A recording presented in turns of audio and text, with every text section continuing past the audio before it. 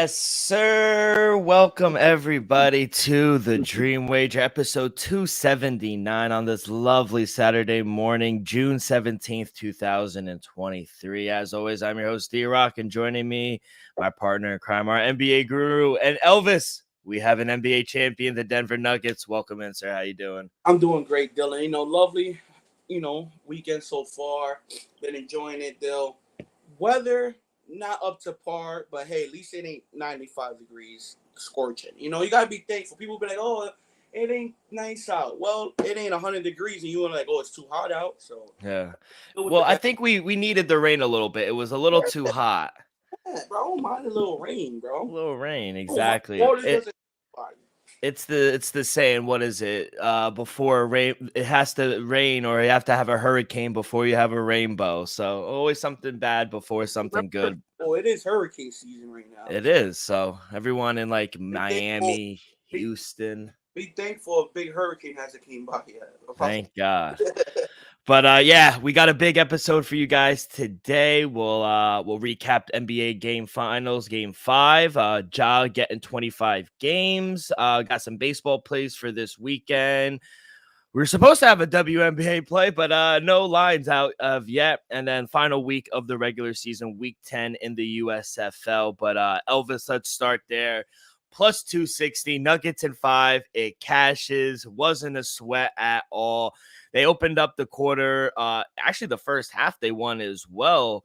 You cashed the plus 3.5, plus 4 in the first half for game 5. But other than that, Nuggets came out in the second half and just took over the game. And I don't think we could say enough good things about not just the finals run or the playoff run for the Nuggets, but just overall, they were the best team all season. So congrats to the Nuggets. Elvis, what are your thoughts on not just the playoff run, but the whole season for the Denver Nuggets?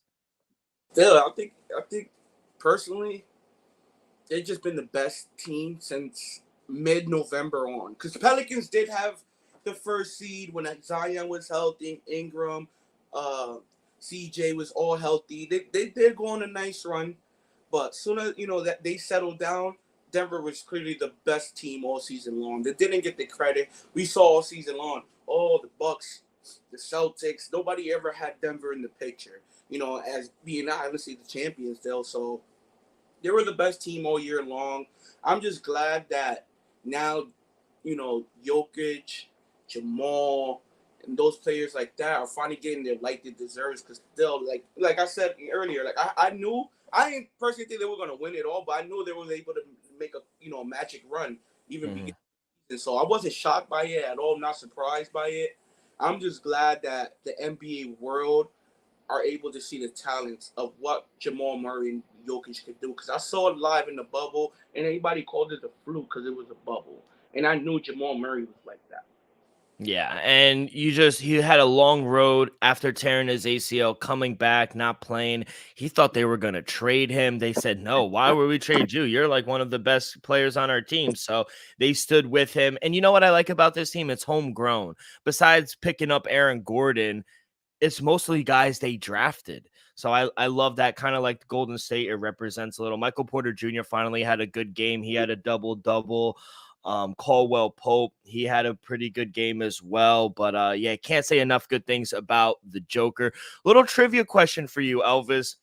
Nikola Jokic is one of 2 players in NBA history to average 20 points, 10 rebounds, and 5 assists for a career. Who is the other player? 10 rebounds? That's the thing. I'm going to say Wilt. It has to be Wilt. No, one more guess.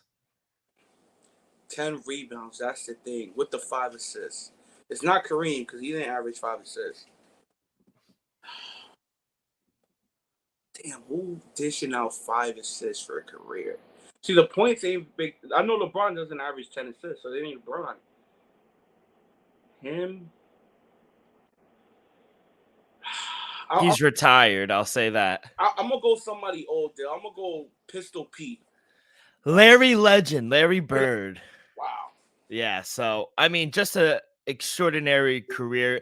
And I don't want to go too far ahead, but he might be a top 5 center of all time already. He's already a Hall of Famer in my book. And I think this run is just one of many that this team could potentially go on if they stay healthy and keep the same team. You saw, first of all, I love Michael Malone. Well, he's the most lit person at the parade right now. He had the chain, he had the hat to the side. He goes, "I can't hear you."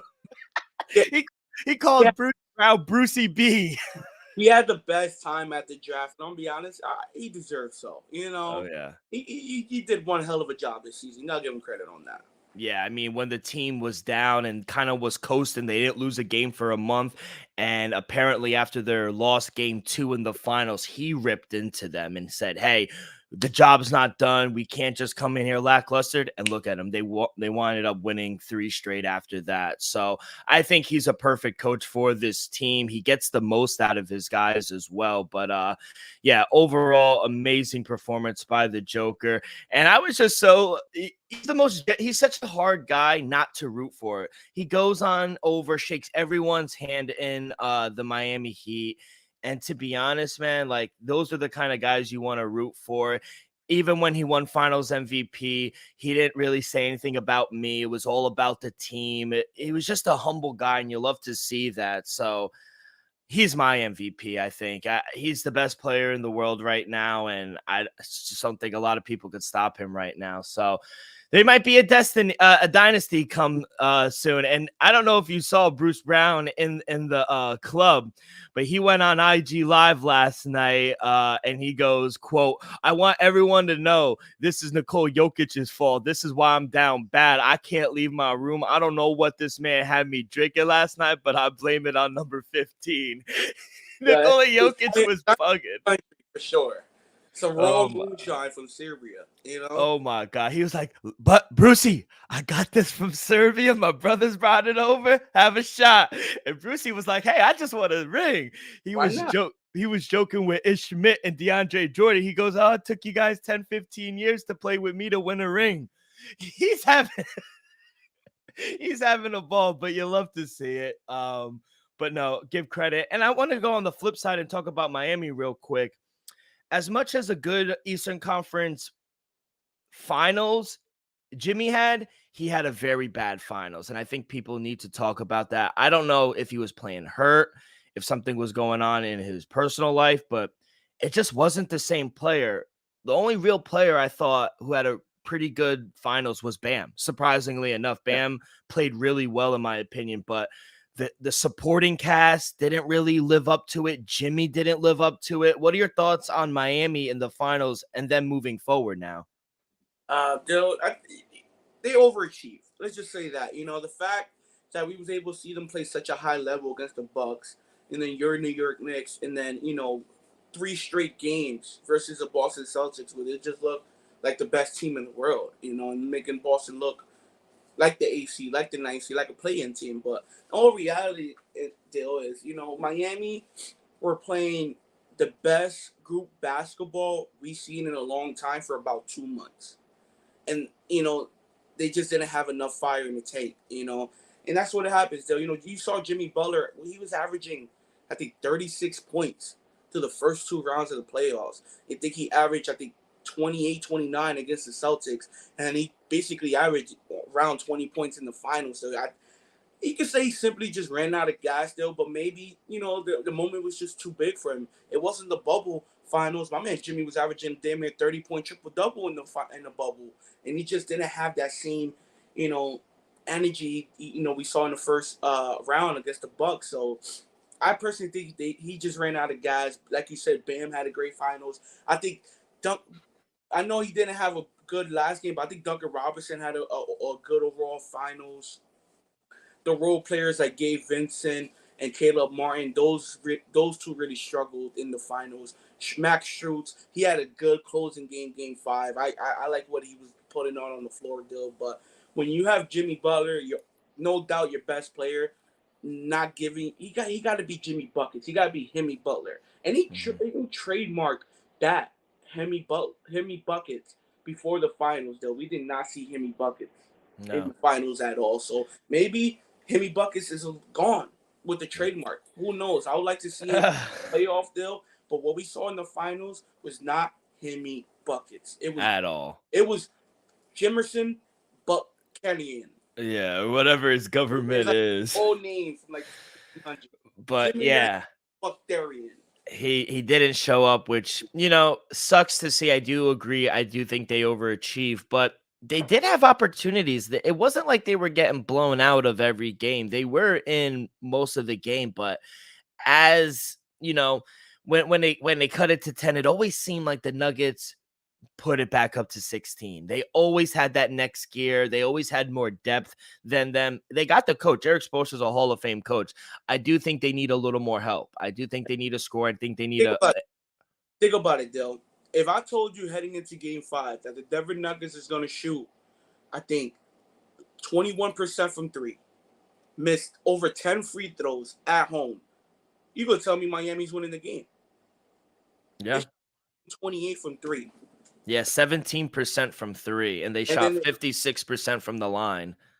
Still, they missed over 10 free throws, and somehow they're still able to win this game.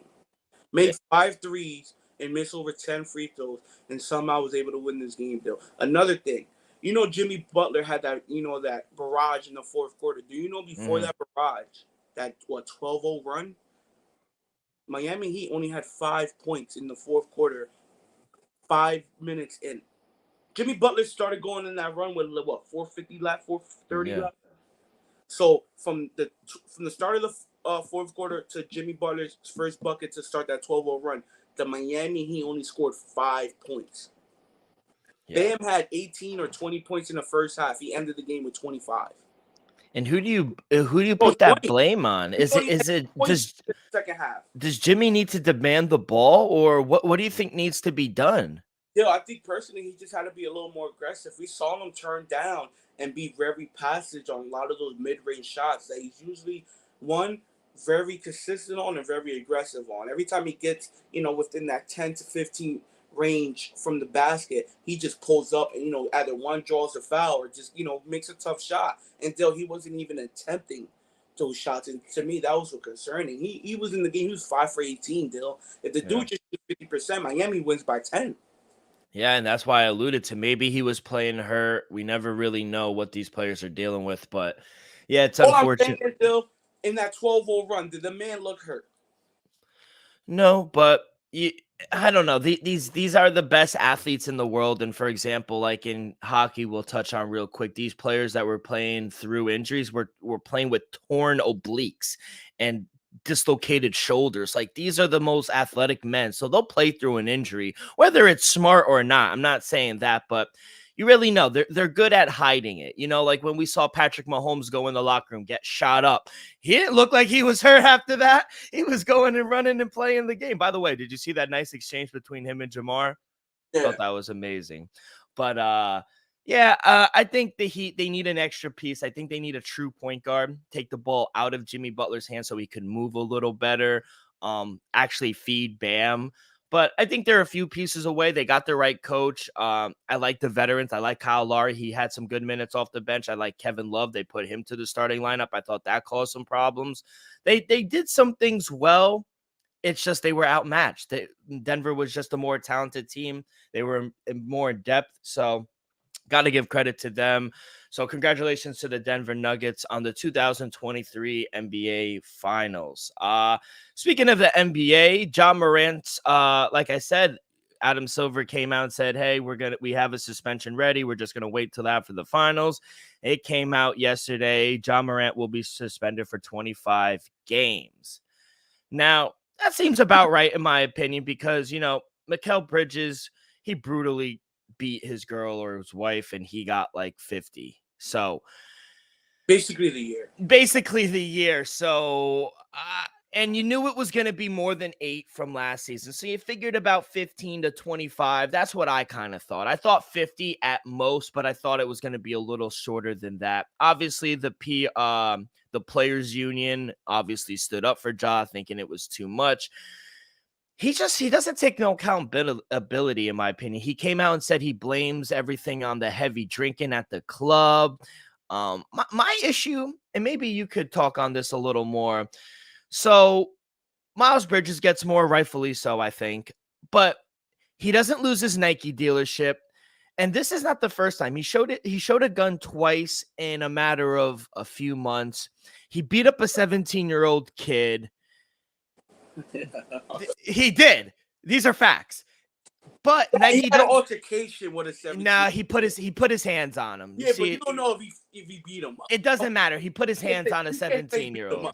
He beat up a 17-year-old. My problem is that Nike cut Kyrie. He got suspended for sharing a link to a movie on Amazon Prime, and this guy doesn't get cut.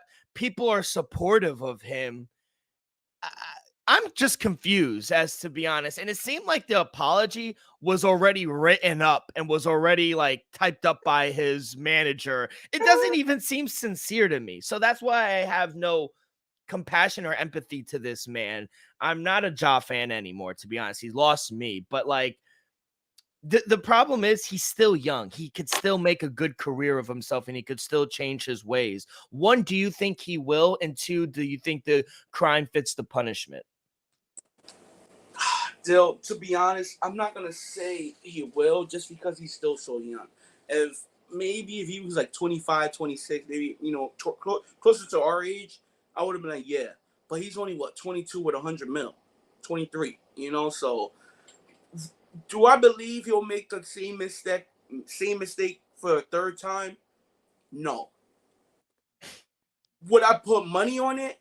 No. So, still, to be honest, it wouldn't shock me. Like, would I be surprised if John Moran gets caught with a fucking machete at his friend's house or No. a paintball gun or, something like that, or, him drinking a bottle on somebody's video at a club?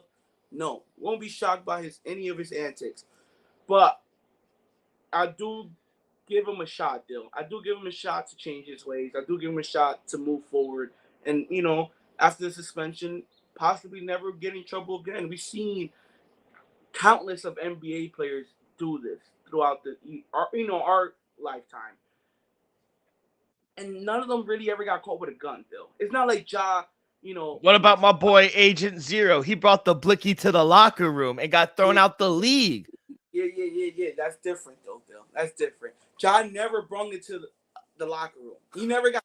That's the difference, Bill. Well, but that's my problem. What are we doing? Waiting for him to bring it to the facility? Yeah. I know. I don't agree with it. I don't agree with it, Dill. I don't agree. Me personally, I would have hit him with 41 games. I would have half the season at least. Half the season to show, just not for the incident, just because, bro, you did it twice. How you gonna come to me as a man, tell me all this bullshit, and then even 2 months later you do the same thing again? Nah, I'm dropping the hammer on you. Yeah. Me personally, I think he should have got 41 games, and I wouldn't even bat an eye about it. I think he should have just took honestly, he should sit out 41 games to be like, I haven't been punished enough. Well, there are stipulations. The Grizzlies said we have to see him do the work, go to these therapy, go to these counseling sessions. And then after the 25 games, we will assess as an organization to see if he's ready. And that brings me to my next question. You saw the record without Ja. Now, they have a 660 win percentage and they have a 621 with him. 60 without him. Now, that's my thing. And it's the regular season. I know it really doesn't matter. But I would make the argument on a devil's advocate side, they won't win a championship without Ja Morant. Now, they could have a good regular season with him. They could win a round, possibly, if they have a third seed versus a sixth. But what if are they contenders without Ja? Absolutely not. Absolutely not. And my question is, like you said, what if there is? Because there is a possibility he doesn't change his ways. He's 23 years old. He's still a kid. What if he doesn't change his behavior? And after the 25 games, they're sitting at around 16-9, 17-8. They have a good record and say, you know what? He's not changing his ways. He's not going to these meetings. He's not taking the steps to recover seriously. Do you think it's a high chance? I'm talking hypotheticals, but do you think there's a possibility Grizzlies wipe their hands and say, we'll trade you. We'll get something in return from you because we don't want to deal with this stuff? Honestly, though, yes. Just because, if I could get Bradley Beal for Ja Morant, it's probably not an even trade. But if I'm Memphis front office, I know what I'm getting moving forward. For the next 5 years, I know I won't get any headline story saying Bradley Beal did this. I'm not gonna get a phone call at 2 in the morning like what we're gonna do about Bradley Beal's behavior of late, So I could see the front office finally be like, you know what? After 25 games, we haven't had a hiccup.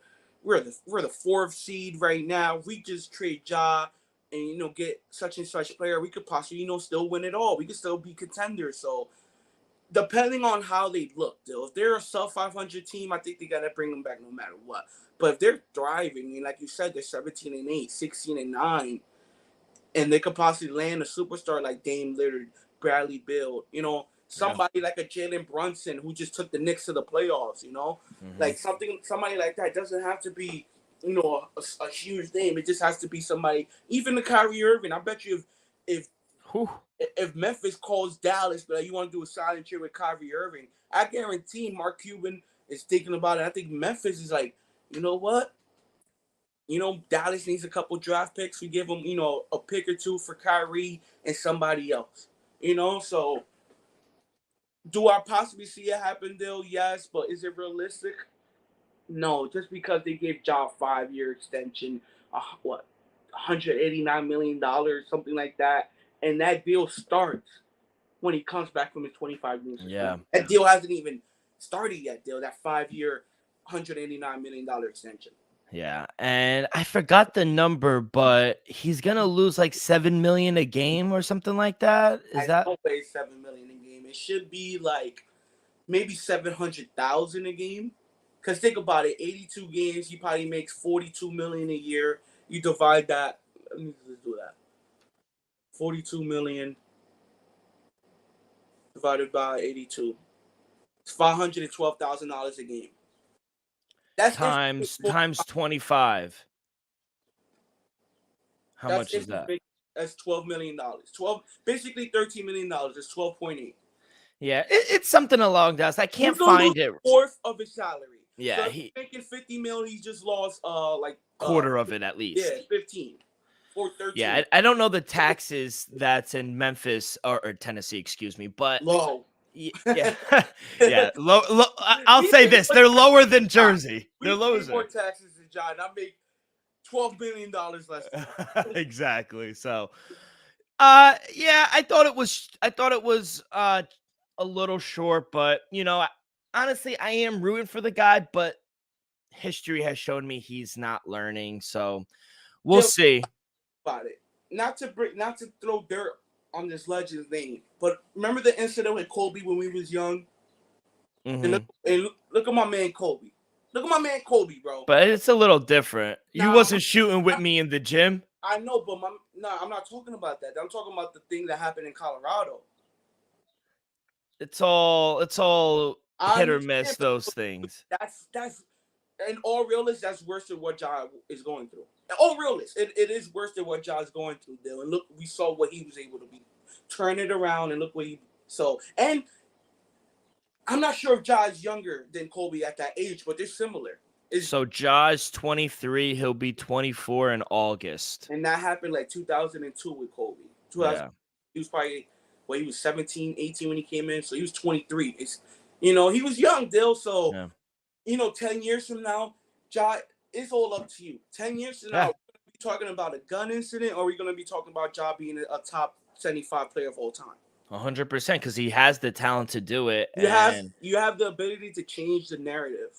It's like you said, the ball is in his court, no pun intended. But hopefully he finds help. Hopefully he talks to someone. And I would argue, don't listen to me. Who do I know? But you got to change your surroundings. You got to change the people you're hanging around with, I think.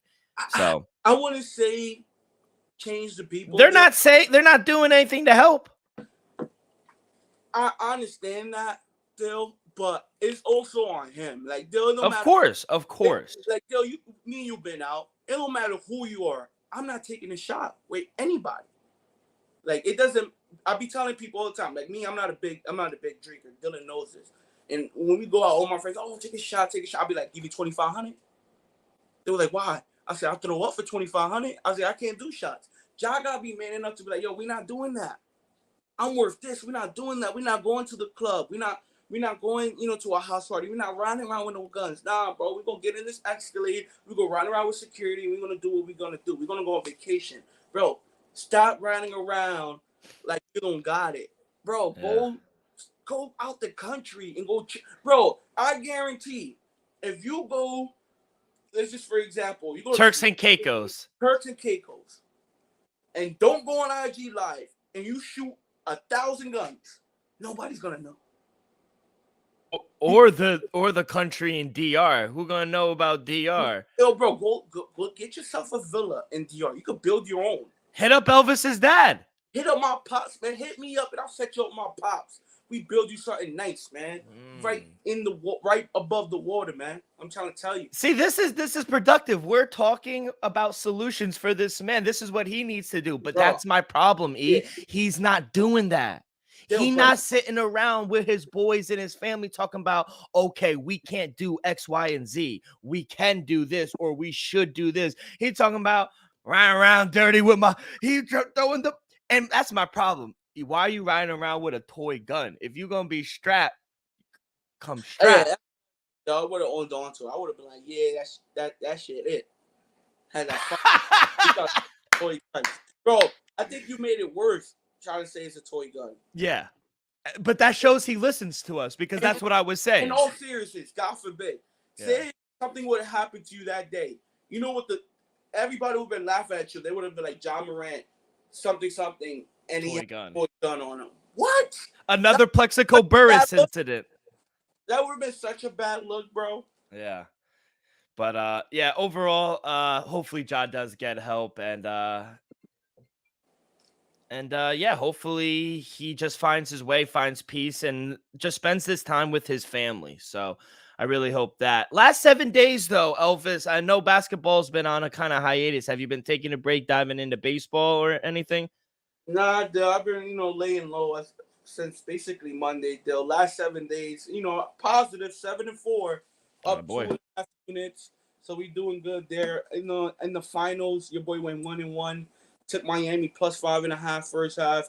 I took Duncan Robinson over 1.5 threes. He only made one in the first half. Fucking bum. And then your boy had a hot day on the diamond Monday. So 7-4 last 7 days. We're doing okay though. Last still down. Love to hear it. So I've been on fire lately. Last 7 days, up 24 units just because I hit on so many player prop home runs for baseball. So I hit on Adley Rutschman home run plus 600. I hit on Austin Hayes home run plus 525. So last week in baseball, 34 and 24, up 26 units. I've been actually having a really good week. I went 7-4 yesterday. I went 1-1 in the WNBA. That's why I was telling you about the WNBA. Opened up 159. I woke up. It was 157. Took the under. Landed at 158. I'm telling you, it's about that opening number. You got to get the right number. If it is a point or two away, I would argue stay away. But overall, we're doing pretty good. We are profitable. Let's continue it. Let's head over to the diamond. I have 4 plays for today. Elvis, you actually have 5. There's not really a podcast where you have more plays in the diamond than me. I'll let you start it off. What do you got? Still, I'm going to start it off. First game, 2:20 start. Give me the Baltimore Orioles facing the Chicago Cubs in Wrigley Field. Give me the Baltimore Orioles on the money line, plus 116, Dill. I understand my boy Kyle Gibson is on the mound. And then you face the Steel on the other side, Dill. But give me the better ball club on the road. Yeah, Chicago. I do respect Steel, Dill, but I think Baltimore is just a flat-out better team. I think they're able to take care of business on the road. So give me them plus money at 116. Yeah, I'm on the same game. I took the over 7.5. Watch out for the Chicago Cubs. They're not playing the best baseball, but their bats have been actually very serviceable as of late. Look at the game yesterday. They put up 10 runs. They put up 7 against Pittsburgh. They put up 21 runs back-to-back. Like they're hitting the ball. So they're playing. The over is 5-0 in the last 5 games. Last 10 games, 6-4. And Baltimore is just a wagon right now. I didn't come down on a side. I can't argue with the plus money with Baltimore, but the Cubs are playing decent, so I understand why they are the favorite, but I think we see runs in this game. So I'm going to go over 7.5. You could still find 7.5s out there. I know it's at 8 on FanDuel, but there are 7.5s out there. So that's my first play. What do you got next? Dill, we heading to Oakland, Dill. Philadelphia Phillies facing the Oakland Athletics. Over under is 9.5. Dill, I'm gonna roll with one of the best, hottest teams in June. Dill, give me the Oakland Athletics. Give me the +1.5 on -114. Dill. I'm gonna be honest.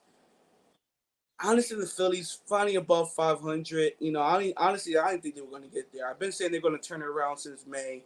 I've been waiting. Let's see if they finally do it now. But I got to roll with the A's, though. The past 10 days, they've been looking great. Took, what? They swept the Rays, didn't they? They went 2-2. No, oh, yeah, 2-2. Won the first 2-1 still. And I'm going to be honest, I think they got either one upset the Phillies at +140, but I'm gonna play it safe and just take the 1.5 in my back pocket. So give me the home team, the A's, our fan favorite now at +1.5 though. Yeah, I can't fault you for that. They are playing good baseball. They're actually not record-wise not the worst team in the league anymore. They on the way up. Yeah. Somebody just put a ticket into them to win the World Series. Yeah, you're burning your money, but I hear you. If it cashes, that's crazy. I'm going to go to Texas. Texas hosting the Blue Jays. Pick them both ways. I just don't understand this line. I took the Rangers. Dane Dunning on the mound, 5-1 with a 2.76 ERA. I know the Rangers have been on a losing streak. They've lost 4 of their last 5, but you got to think they're going to turn this thing around. They played a very tough ball game against the Blue Jays last night. They lost 2-1. They were in the game the whole time. They have the pitching advantage here. They're still a better hitting club than the Blue Jays, I would argue. So they got to turn this around. I'm hoping I'm on the right side of things. I'm going to take the better team, which is the Texas Rangers on the money line. What do you got next? Dill, I like that play. Dill, let's head to San Diego. Give me the Tampa Bay Rays. Over under Tampa Bay Rays versus the San Diego Padres. Over under at 8.5. Dill, you got Zach Eflin. You got Blake Snell on the mound with San Diego. Dill, I'm gonna take the better team, the better pitcher. Give me the Tampa Bay Rays. The fact that they're underdogs in this situation it's shocking to me. I understand San Diego's do have the firepower, with the bat still, but Blake Snell as a favorite against Tampa, I don't know. It might be a trap game, but I'm gonna smash it. Dill, give me the Tampa Bay Rays.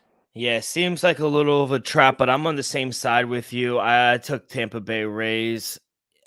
Blake Snell has pitched a little better. He's gotten his ERA down to 78 right now. Was at 5 last week, but I just still don't believe in their bats. Fernando Tatis is hitting well. He's hitting over 300, but outside of him, they're still struggling. Tampa Bay is on a roll, 3 in a row, 7-3 in their last 10. And we saw it yesterday. If any game the Padres were going to sneak out and win, it was yesterday with Yu Darvish at home, he's lights out at home, and they lost 6-2. Blake Snell has been better if you look under the hood, but Zach Eflin has been better this season. They have the better bats, more consistent. Give me the best team in baseball, -102. I'm on the same side as you. Let's go, Dill. Let's go. Heading on next, Dill. Give me the iconic matchup, Dill. Let's head over to the Boston. New York Yankees versus the Boston Red Sox. Big win last night. Huge win last night, Dill. Over under set at 9, dead even at 9. +100 over, -120 under, Dill. Give me the over 9, Dill. I kind of lean the Red Sox on the money line as well, Dill. You got to lean with the Red Sox money line, and then you got to go with the over, Dill. You saw how bats was exploding yesterday. Do I expect them to explode again? Not really, but do I think we could score 6 and the Yankees get about 4? Yes, I do, Dill. Especially with Schmidt and Bello on the mound. I think the over is the play here. Give me the over 9 at +100. Yeah, I agree. I think there will be runs. Justin Turner had a grand slam. You guys were just killing the ball. Breaking. I don't have a play here. I do lean the Red Sox. I do lean over as well. The lineup for the Yankees they don't look the same without Aaron Judge, and you could see it. So, last game for me, kind of a pick 'em right now. Pittsburgh kind of a little short favorite on the road. Give me Mitch Keller and Pittsburgh on the road, -110, taking on the Brewers. Brewers are just lost right now. I think they've lost. Oh, they won yesterday 5-4, but other than that, they lost 6 in a row. They got swept by the Oakland Athletics. They lost 2 in a row to Minnesota. They're 3-7 in their last 10. I just think they have the better pitcher. I'm not a fan of Wade Miley. I think Mitch Keller could get a lot of strikeouts. Maybe you want to look towards the Mitch Keller prop because Milwaukee does strike out a lot. But I just think they're a better offensive club. I think they have the better pitcher, and I just think this is a nice bounce back spot for them. So I'm going to take the minus 110 with the Pittsburgh Pirates. And then you, last play. What do you got? Last play, Dale, another dog, shockingly. We give me you got Cleveland versus the Arizona Diamondbacks. Over under set at 8.5. Over at minus 120. Under at plus 100 people. Give me the better team at plus money. Give me the Arizona Diamondbacks at plus 116. I saw the line move to plus 100, so get it now while you can, people. The better club, and they're at home. I'm shocked they're the underdogs in this situation. And you got Henry on them. I understand both pitchers are pretty good, Dill, but I do think Arizona is just a better team, so I'm going to roll with them at home. Yeah, I agree. I like their bats. They're just a wagon right now. They might have the best record in the National League, the Arizona Diamondbacks. Who would have thought? Like it's But 2001. exactly. 7-3 in their last 10. They beat Cleveland yesterday 5-1. I do like Shane Bieber. I think they have the pitching advantage, but I don't trust their bats. It's so hard for the Cleveland Guardians to score runs. So, like that play, you're getting plus money as well. So, Elvis, let's stay hot on the diamond. I appreciate that. Before we get on over to the gridiron, let me tell you guys about Viva Tequila Seltzer, the most refreshing hard seltzer on the market, hands down. There's no wonder why Viva was voted #1 hard seltzer in the world by San Francisco World Spirit Competition. With only 88 calories, 0 carbs, 0 sugar, and 4.5 ABV, Viva is the perfect drink for your post-game celebrations as it was created with that active lifestyle in mind. We flavor our tequila seltzer because flavor is the spice of life, and we like our drinks with just a kick. Just like how we like our lives, whether it's Huckleberry playing around a golf with the boys or an elderberry on a Saturday morning walking the dogs, it doesn't matter. Our flavors pair perfectly with that Artisanal Blanco tequila for that subtle and refreshing drink. Our belief here at the Dream Wager and at Viva is to live long, live well, and live it up. All right, Elvis. Usually this is our basketball slot. I know we got no more basketball. Don't worry. Our 3-a-days are coming very soon within the next 2-3 weeks. But we do have a WNBA game. Seattle Storm at the Dallas Wings. It starts at 2:00. No lines yet, which is so fucking crazy to me. I think we're about 4 hours from tip, and there's still no lines. But depending on the number, I feel like you gotta lean with the Wings coming back home. You know, they've lost 2 in a row. I think this might be a good spot for them. Seattle's the worst team in the league. Both play at a really fast pace. So maybe you want to lean towards an over. Both really don't play defense. Jewel Lloyd, excuse me, for the Seattle Storm. She's a bucket. She averaged in 28 a game. So maybe you want to lean over points with her. But yeah, no lines up. I'll be sure to make a play when lines do come up. So make sure to check my action or my Twitter. But yeah, that's all I could really give you since there's no lines, unfortunately. But let's go on over to the gridiron, Elvis. We are in the last week of the USFL Week 10. Play start next week. Bangers this week. 2 games today, 2 games tomorrow, and we will start with the New Jersey Generals hosting the Pittsburgh Muellers in Canton, Ohio. I think that's like a set that's just like a set arena, not arena, location that they play every week is in Canton, Ohio. But New Jersey -3.5 as the home team, +3.5 for Pittsburgh Muellers, over under at 40.5. This is your team. I'll let you lead it off. What do you got? It's my team. Still, I like Jersey, man. I like Jersey, but am I gonna lay 3.5 with the Generals? I love the performance you saw last week from them. 37 points. You gotta love that. Finally sticking with one quarterback, like you alluded to last week, Dill. And we ran the ball down their throat. It's just, am I confident that they're gonna, duplicate what we saw on the field last week into this? That's my thing, Dill. So I do like Jersey in the situation. I have no official play because I'm not confident enough to lay the 3.5. If it was 2.5, yes. If the money line was like -130, -140, yes. But -3.5, and then the money line is just a little too rich, people. I don't know. I can't back them at -3.5. Yeah, I agree. No real good feeling for this game either. I actually, if I were to pick a side, I do lean Pittsburgh 3.5. Both teams need a win. And the winner makes the playoffs, the loser doesn't. Last time these two teams played, the Generals dominated them. They won 20-3. Mueller's turned the ball over 3 times. Just wasn't a really good performance by them. Last week they did have a good performance. They beat Michigan. They dominated time of possession in the clock. Yes, Generals, they played a very good game last week, but I still don't trust their defense. Yes, they won in a shootout, but the Stars were able to drive down the field all game. They got into the red zone 6 times. They just couldn't convert. I think that says more on Philadelphia than it does on New Jersey. I don't trust their defense. Pittsburgh has a good defense. I think this game comes down to which team is going to win the turnover battle. Whoever does, I think will win the game. So lean Pittsburgh, but no real good feeling on the side or total. It's a stay away game for me as well. The second game today, we got Birmingham Stallions as the away team. Memphis Showboats, the home team. Stallions laying 4. Pittsburgh +4 at home, over under at 43.5. Elvis, what's your play here? Dill, give me the Birmingham Stallions -4, Dill. I just can't deny that they're the best team in the league, Dill. I do like Pittsburgh, but I'm gonna roll with Stallions -4, Dill, is the play here. Even if it was a little higher, I probably played it as well. Yeah, I like the over in this game. I do lean. Actually, I'm on the other side. Like, if for a side, I lean Showboats plus the 4.5, but I think the safer bet in the game is the over 43.5.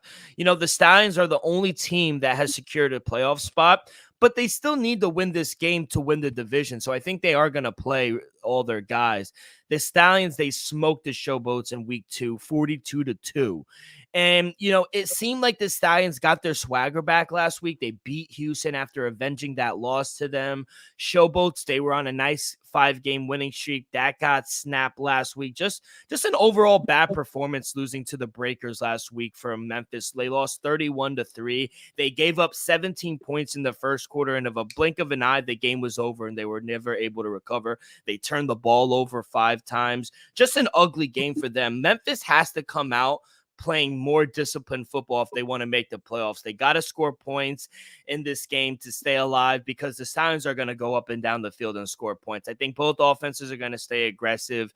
Give me the over 43.5. Let's go over to Sunday. First game, New Orleans Breakers on the road taking on Houston Gamblers. New Orleans -3.5 on the road. Over under is at 44.5. You back in Houston in this spot? Nah, Dill, I'm gonna go with the New Orleans Breakers. Dill, give me the Breakers -3.5 on the road. Dill, I gotta stay away from Houston from now on. Dill, New Orleans Breakers, like I said, Dill, I think it was at +280 last week. I haven't checked what it is now, but to win it all, people, I'm telling you right now, I like New Orleans to win it all, people. So, but in this situation, Dill, to end the season off, I do like the Breakers -3.5 versus the Houston Gamblers. Houston Gamblers, they had my heart first 4 weeks of the year, first 5 weeks, and then it just fell off. I can't roll with it. Yeah, same thing. It was kind of not love, it was like a lust, it was like Yeah. one of those relationships. I agree. This game is virtually a play-in game. The winner is most certainly in the playoffs. The Breakers will lock in a spot with the win, and Houston would likely need to win. And then they get the tiebreaker between these two. But back in week 2, when these two teams played, New Orleans outscored Houston 38-31 thanks to a late interception. But New Orleans needed that win last week to get back on track. They didn't have a ton of total yards. I think only like 240 something, because they were always working with short field. They forced 5 turnovers, and Houston, they were playing good against the Stallions in the first half. But I don't know what happened coming out of the locker room. They got outscored in the fourth quarter 21-0. You're going to lose every game if that happens. They weren't unable to convert in any of their 5 red zone attempts into touchdowns. They also turned the ball over 3 times, Houston. So for whatever reason, they have completely removed Terry Wilson, the running back, from the game plan. And they even benched him late in the game last week when they pulled the quarterback. So I don't know. I can't trust Houston right now. The Breakers, they're playing better football in my eyes, and I just trust them more in this spot. I think Wilson, I think it's going to hurt them running the ball. I just don't see how offensively Houston's going to be able to compete with New Orleans. So I agree with you. I'm going to lay the 3.5 with New Orleans. And then last game on the slate for Sunday night, we got the Philadelphia Stars on the road taking on Michigan Panthers. Kind of a pick 'em right now, -110 both ways. If you want to lay the -1.5, it's even money at +100 for Michigan. Over under is at 42.5. Elvis, how you playing this one? Still, I'm going to take the Stars in a bounce back. Give me the Philadelphia Stars -110 on the money line. Still, basically a pick 'em. You can get -110 on both sides by all means. But I think Philadelphia bounces back. They had a nice little stretch run. They got embarrassed last week. I think they come out with something to prove this week, end the season off on a winning note. Give me the Philadelphia Stars. Yeah, this one was tough. It was like the first game with Jersey and Pittsburgh, but I didn't want to back either side in this game. Both of these teams have screwed me before this season, but I do like the over 42.5, and I think that's what I'm going to go with. This is an important game for both teams. A win for Philadelphia will give them the division and eliminate Michigan from the playoffs. However, if Michigan wins, it will secure a playoff berth, and it might eliminate Philadelphia depending on the outcome of Pittsburgh and New Jersey. So it's all up in the air. They have to win this game, both teams. Michigan actually won this matchup back in week 2, 24-10. We've seen the Stars. They've dropped 2 in a row now. They rank last in the league in points allowed and yards allowed in a game. The good news for them, though, is Michigan has had some offensive struggles for most of the season, and the Stars can rack up points, as we've seen last week. Good news for the Panthers is that, they're going from playing one of the best defenses last week to one of the worst defenses. So while I do believe the Stars are the better team on paper, your favorite term, I just don't trust them defensively. I just think the safest bet in the game is over. I think both offenses are going to be able to put up some points. I expect a shootout. Couldn't come down on a side, but I do think we see some points. So I'm going to go over 42.5. Elvis, let's close out this weekend strong. Let's go into playoffs next week with a positive record. I think it was our first negative week last week in the USFL. That was the first time you have a negative record on a weekend. But that shows a lot for a spring football. What it's like that. It's like that meme. Who would have thought? Us two. Not us. But Elvis, thank you so much. Let's have a profitable weekend. Any last words before we get out of here? What are you doing? Any Sweet 16s this week? Nah, no Sweet 16. Oh, my niece had a little graduation birthday party. Hey. Shout out my niece, Aliyah, for graduation. What'd she graduate? Pre-K. Oh, we're throwing parties for pre-K now. So I ended up taking her to the movies yesterday to see nice. Little Mermaid. How was it? Rate it 1 to 10. We need an official review. I'm gonna give it a 4.8. Like, no bullshit. The movie was sucked. The ending was good. Like the last 5 minutes were like, oh, but overall the movie was ass. For a kid, good. For an adult, trash. Like me, like as an adult, I could watch Monsters Inc. I could watch Kung Fu Panda. Those are legends, though. Those are iconic movies. So I'm expecting an iconic movie, and I'm like, this is hot dog shit. So, almost fell asleep a few times, but overall, great day. So shout out my niece. Yeah, shout out her. Oh, graduating next week we'll be right back at it, people. NBA live, NBA draft coverage on Monday's show. Yes. Tuesday's the NBA draft, I believe. Yes, it is. Good call, Elvis. And you can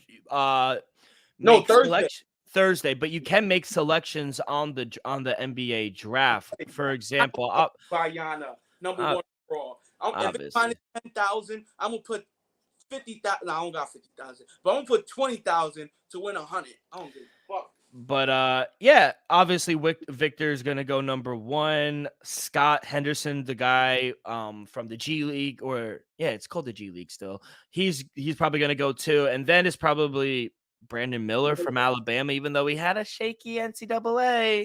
I wouldn't draft him personally. I Wow. still Do we expect any trades? Maybe New Orleans comes out, they trade Zion, they come up and get a player. nah, they're not right.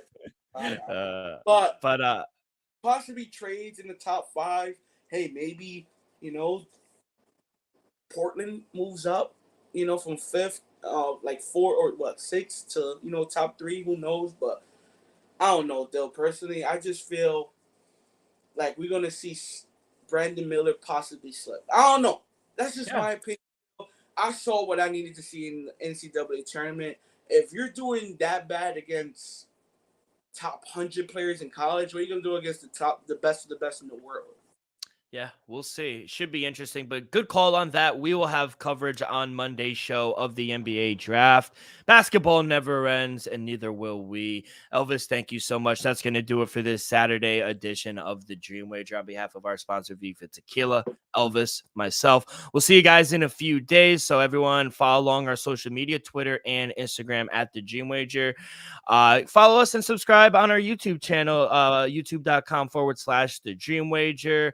Subscribe, rate, review, all that good stuff helps the show grow tremendously. So be a friend, tell a friend. Everyone have a great few days. Good luck on your wagers this weekend, and we'll see you guys down the road. Peace.